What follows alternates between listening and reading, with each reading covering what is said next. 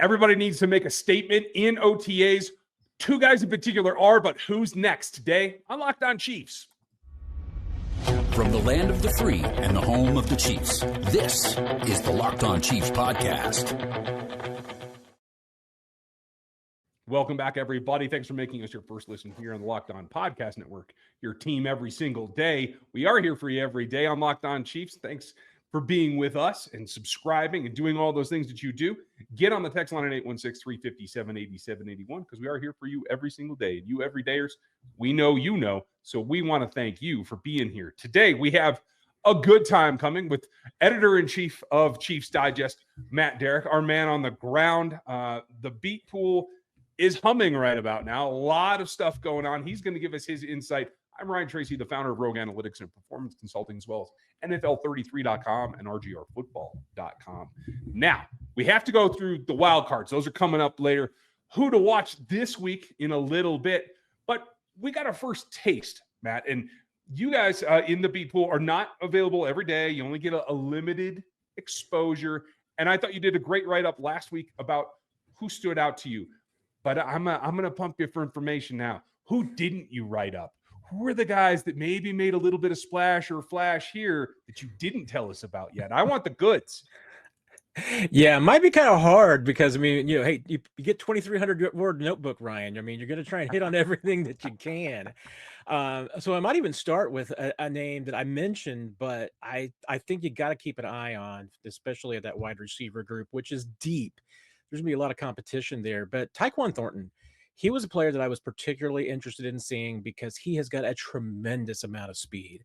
He and Xavier Worthy, two of the few guys who have been sub 4.3 at the combine in 40 time, and just really interested to see how he could fit into this offense, give it a full off season. And with his little taste that he had on the practice squad last year. And I was told his first 2 days at OTAs weren't as strong as day 3, but he looked really good on day 3. And what really impressed me is that he had moments with all 3 quarterbacks, that he worked with. He had moments with Mahomes. His best catch might have been one from Gardner Minshew. That was an over-the-shoulder throw down the right sideline that caught in stride, would have been a big gain, maybe a touchdown in real action.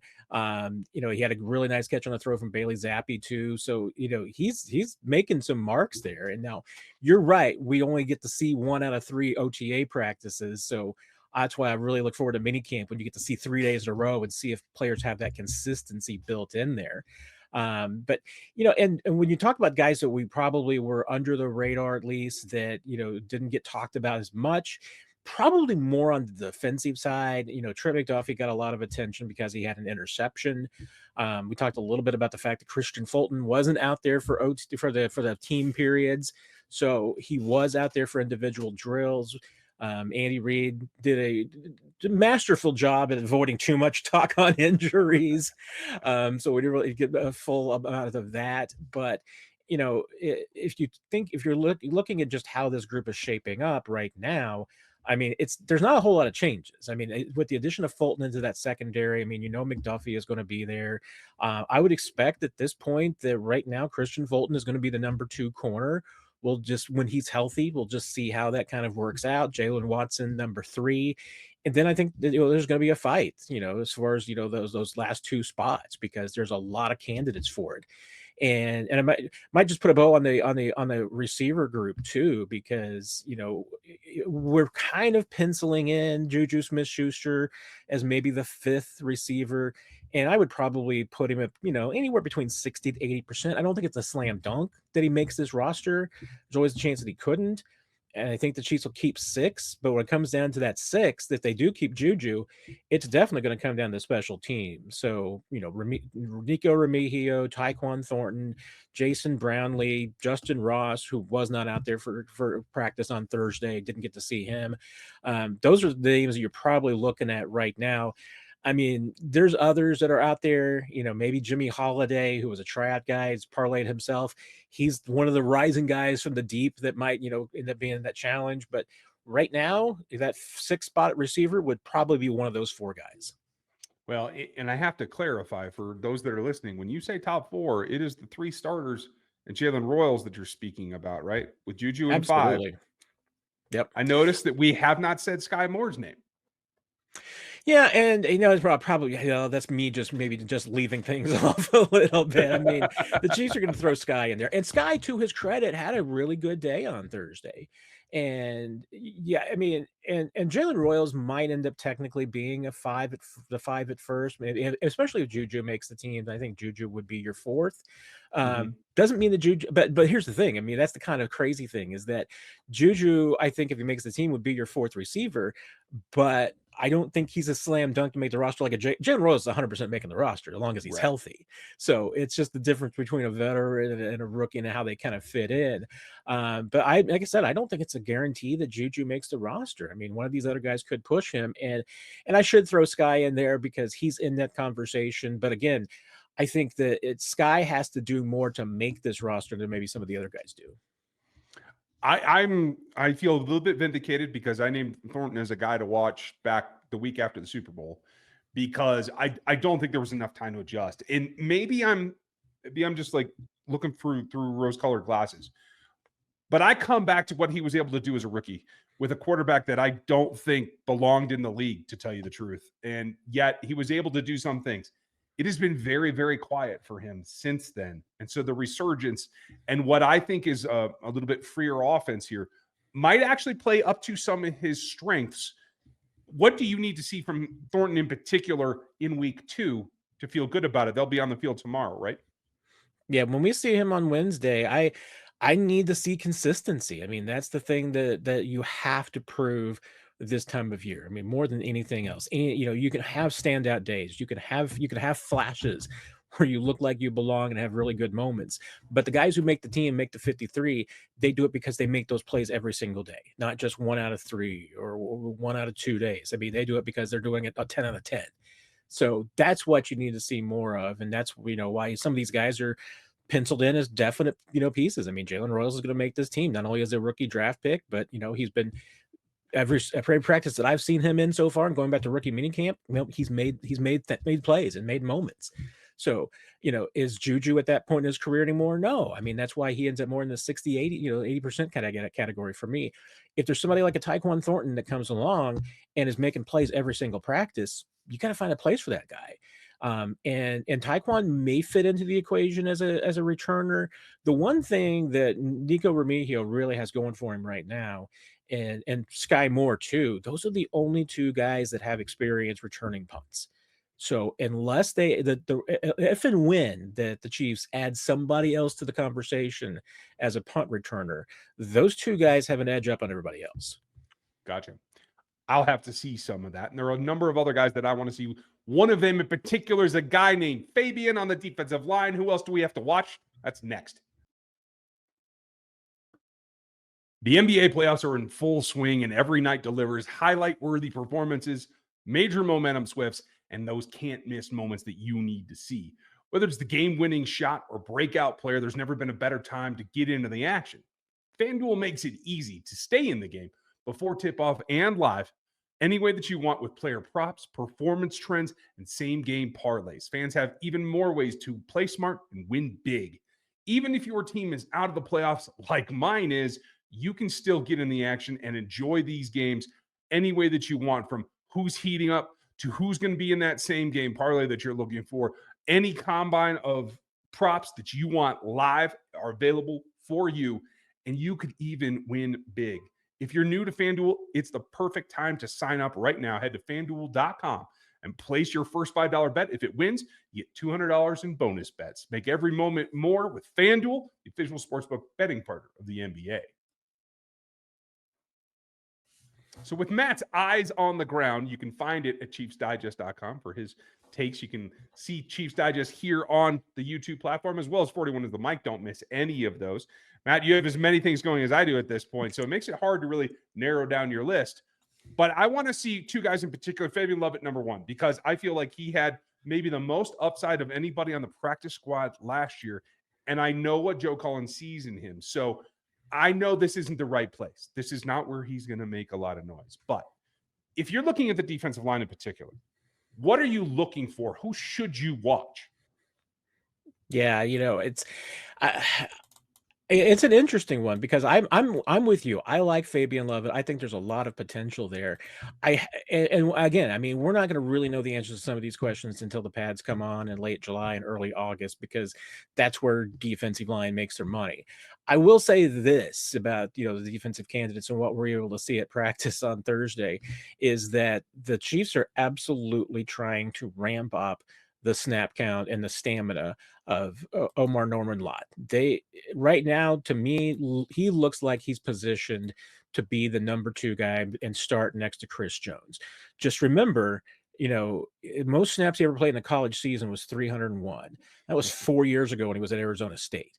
Never played, I think, more than 235 when he was in college, after the transfer. So at Tennessee, I mean, so that's the thing, is that they need to ramp him up, because Tershawn Wharton was your number 2 guy last year, played 667 snaps. That's a big jump. And right now, they've got him doing everything. I mean, he's doing, second runs through drills that some other guys are maybe doing one. He's doing reps with the first, the second, third teams. I mean, they're getting him as many snaps out there as they possibly can. And that's all about trying to build up his workload. I don't know. It's to me, sometimes this is like a pitcher, a baseball pitcher, and you're talking about their number of innings that they're going to throw. And you can't necessarily take a guy from 50 innings to 190. I don't know with the defensive tackle if you can take him from 235 to 667 in one season and expect the same production, because that's the key, is that, with as a rotational piece, you drafted Omar Norman Lot because he was so productive. Do you lose that productivity when you expand his workload? I mean, the Chiefs are going to see how that happens. I mean, if they see a drop off in performance because, he's doing the equivalent of like maybe a 40 snap workload on a day instead of 20 snaps, does that reduce his effectiveness? So they're trying to build him up. We'll see there. Obviously other guys to watch, Jerry Tillery is a veteran that they trust. So certainly, with him signing him, would not be a surprise to see him make the team whatsoever. Lovett, I think, is still, it's going to take until the pads come on before you really get to judge what you have in Lovett and, whether or not he's going to be able to squeeze in there. But I do feel like that the additions of Omar Norman Lot and Tillery do make it more difficult for a guy like Fabian Lovett, because now there's not only a veteran that you have to compete with, but now you've also got a draft pick, a high draft pick too, that you got to compete with. It makes perfect sense to me. One position they don't have a high draft pick at is the running back spot. And maybe it was just me and the pieces that I picked up, but it does seem that in this passing camp, they are emphasizing the running backs a little bit more than I thought maybe they did early last year. You tell me if I'm wrong, but also tell me who stood out to you in the pass game from the running back spot. Yeah, it's always hard to tell when you get these 1 out of 3 practices. Is this the day that they were designed to throw to the running backs a bit more because they were working on some things where, now we didn't see any like screen game type aspects, but, we did see some swing passes. We saw some passes to the flat. We saw some wheel routes, some things that would typically be running back type design plays. So maybe there was a little bit of that, but 2 things stood out, to me as far as this running back group goes. And one was the speed of Rashard Smith and Elijah Mitchell. Those guys are both fast. So, and my colleague, Nick Jacobs noted on the 41 is the Mike podcast that, Elijah Young, or Elijah Mitchell rather, get the 2 Elijah's names confused sometimes, Ryan. So sometimes I'll be talking about Michael Mitchell, and I mean Elijah Young. There for a while, the Chiefs signed every Isaiah they could find. Right now, they're trying to sign every Elijah they can find. But Elijah Mitchell, I mean, he's not only fast, but he looks built. I mean, he looks, stronger than maybe he has played in the past. And if that's purposeful to try and, help him be able to make it through the grind of an NFL season, which the injuries have been an issue, that could be really good for his prospects. I'll throw Elijah Young in there too, because he's also fast. So, they've got 3 guys that they've added that all look like that they've got speed out of the backfield. And, and Brashard also, he had his little bit of a welcome to the NFL moment during just, when the offense was on the field and going through their rehearsal, if you will. The last play down near the goal line, and Mahomes took the snap and threw a behind the back no look pass to Brashard Smith in the flat, and he looked stunned that the ball was coming his way, but most importantly, he caught it. So that's half the battle right there, is that when Patrick does one of those things to you, that you catch the ball. Yeah, that is a big plus. I remember P. Ryan's reaction on the lateral last year. Like, that's the thing. Like, yes, you always have to be ready to keep running through every route. If I had no more advice for those specialists, that's what I'd be telling them. Just do those two things. But even advice isn't enough. Sometimes somebody comes out of the woodwork you don't expect. I have one wild card. Matt has a couple. Who are they? Next.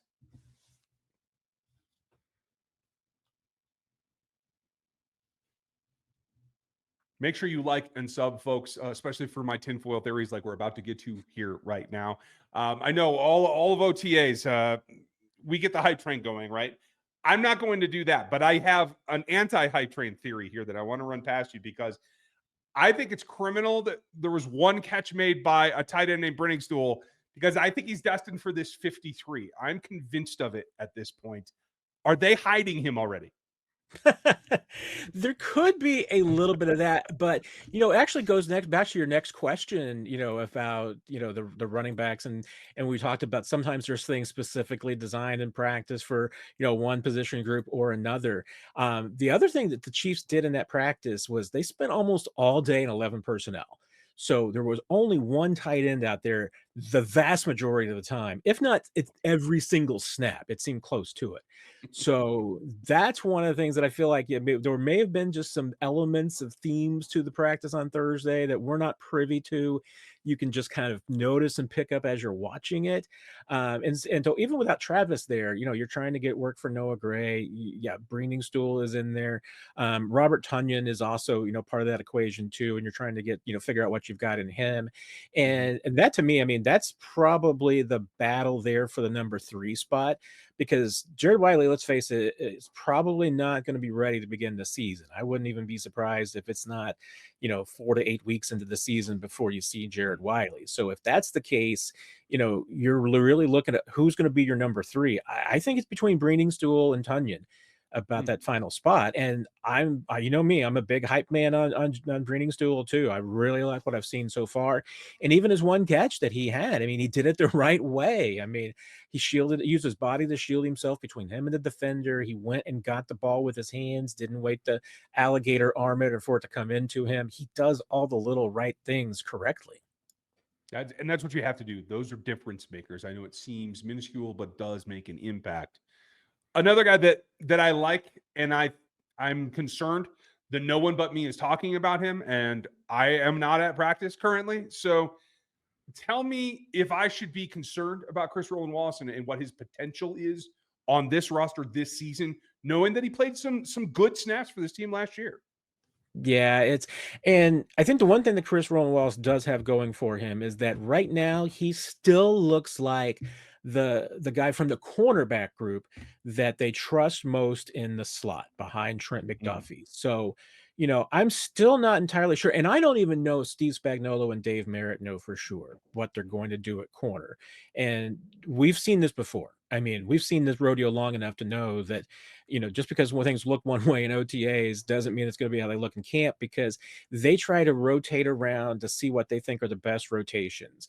And so right now, I mean, you're seeing them start a lot about the way that they were last year, as far as, Trent McDuffie is on the outside the vast majority of the time, maybe sprinkling inside a little bit, but Shamari Connor in the slot most of the time. So Chris Rowland-Wallace is the next one in that line. So I think that's where he does fit in. But then it's like, okay, you're going to keep maybe 5 or 6 corners. All right, you got Trent McDuffie, Christian Fulton, Jalen Watson, top 3 for sure, barring injuries. Those guys are making it. Yeah. But then, you factor in maybe 2 or 3 more spots. Well, you've got Chris Rowland-Wallace, you've got Joshua Williams, you've got Najee Johnson, you got Noel Williams. There's 4 guys for maybe 3 spots, and I can factor some other guys into that equation too. So there's maybe 5 or 6 players competing for that spot. And what's there's 2 things about all of those guys, is that one, either we don't know who they are, like Noel Williams, brand new guy, you don't know what he's got. And everybody else, it comes back to consistency, because why are Najee Johnson and Josh Williams there in that conversation? Because they haven't proved the consistency week in and week out that they're there. I don't see the Chiefs wanting to give up on either one of those guys. But again, contract year for both those players. They need to step it up and prove that they're head and shoulders above these new guys coming in. But if it comes down between Chris Rowan Wallace and Noel Williams for a roster spot, I mean, we know Noel Williams, tie goes to the draft pick. Yeah, I agree completely. Last thing, I'm just going to put you on point here real quick. If the worst were to happen, it's been 100 minutes of practice you've been able to observe so far, correct? Can they win ball games with Gardner Minshew? I think they can. I mean, again, can you win, over the course of 15 games if, it's week 3 and all of a sudden Gardner Minshew has to come in? That's a different question. But Minshew's got something that the other backups that haven't been here have. And I felt like there was a difference already between what you saw with Gardner Minshew and you saw with Carson Wentz last year. Minshew delivers the ball on time, on schedule. He is so much more comfortable in this offense. Once again, I go back to, a comment that my colleague Nick Jacobs made, is that, Carson Wentz is much more comfortable in a play action offense. That's, where he's generally the most comfortable. So I don't think he was ever really 100% in this offense. And, and that's one of the things that we saw from the very beginning with Wentz, was that it tended like he delivered the ball high, wasn't always on time, wasn't always on target. With Minshew, this feels like his comfort zone. I mean, this seems like an offense that he's really comfortable in. You see the strength of the arm. So, when he's in situations where he can stretch the field just like Mahomes can. I mean, Minshew was not missing on deep balls. If he was putting it out there deep, he was putting it where the receiver could get it. And he had a couple of big connections. So I don't think that there's a lot of problems there. I mean, what's it going to get into is the minutia of, what's his decision making when it comes into, making the right choices, making the, right throws in the right windows. That we'll learn more about, especially when things get more physical. But right now, it looks like, hey, this is a kid who can absolutely make the same types of throws. Not every throw that Mahomes makes. I mean, he's not going to be able to do that. But if you're just talking about from in the pocket, on schedule, on time, yeah, I mean, he looks like he understands this offense and he can get it done. All right. Well, let's see. Let's hope that he never has to, but let's see what he can do in the preseason. We're going to have more practices tomorrow, Matt. Thanks for setting us straight, and we'll get with you after the next one. Sounds great, my friend. Take care. Folks, thanks for being with us. Make sure you like, sub, hit the bell, go to Chiefs Digest, go to NFL 33, check out RGR Football because I'm always doing stuff over there. We appreciate you, and we'll be back tomorrow with some more reports. Hope you will join us. Thanks for being here, and we'll talk to you tomorrow.